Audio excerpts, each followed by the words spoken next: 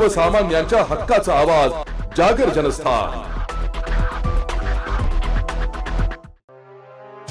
नाशिक रोडच्या currency note press मधील नोकर भरती परीक्षेत पवई केंद्रावर प्रॉक्सीचा वापर करत उत्तीर्ण होऊन बनावट कागदपत्रांद्वारे नोकरी मिळवण्याचा धक्कादायक प्रकार उघडकीस आलाय।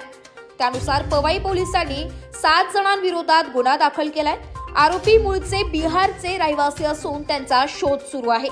गुन्हा दाखल केलेल्या आरोपींची नावे रवि रंजन कुमार, संदीप कुमार, शिशुपाल कुमार, आयुष राज, राजीव सिंग, संदीप कुमार आणि आशुतोष कुमार अशी आहे। कनिष्ठ टेक्निशियन मुद्रण यंत्रण, कनिष्ठ टेक्निशियन कार्यशाळा इलेक्ट्रिकल व पर्यवेक्षक या पदांसाठी परीक्षा झाली होती। पोलिसांनी दिलेल्या माहितीनुसार पवईतील ION digital zone ITZ Powai IT park मध्ये नाशिक रोडच्या करन्सी नोट प्रेस साठी नोकर भरतीची परीक्षा झाली होती।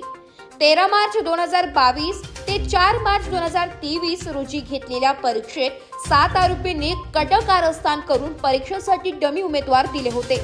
परीक्षा पास झाल्यानंतर बनावट ITI संस्थेचे प्रमाणपत्र तसेच इलेक्ट्रिकल डिप्लोमाचे प्रमाणपत्र व बनावट कागदपत्र सादर करून नोकरीही मिळवली असा आरोप नाशिकचे उपप्रबंधक विधी विक्रम सिंग चौधरी यांनी पवई पोलिसांकडे तक्रार केली होती।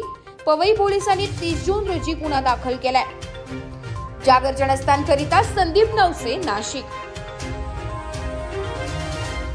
नाशिककरांसाठी जाहीर आवाहन। पावसाळ्यात अतिसार, गॅस्ट्रो, कॉलरा यांसारखे दूषित पाण्यामुळे होणारे आजार होऊ नयेत म्हणून उघड्यावरील अन्नपदार्थ व कापलेली फळे खाऊ नका। पिण्याचे पाणी गाळून 10 मिनिटे उकळून प्या। जेवणापूर्वी व बाळास भरवण्यापूर्वी हात स्वच्छ धुवा। ताक, शहाळ्याचे पाणी, डाळीचे पाणी भरपूर प्रमाणात प्या आणि ताज्या अन्नपदार्थांचे सेवन करा। रोगाची लागण झाल्यास त्वरित डॉक्टरांचा सल्ला घ्या। स्वच्छता पाळा, रोग टाळा। सार्वजनिक आरोग्य विभाग, मनपा नाशिक द्वारे जनहितार्थ प्रसारित।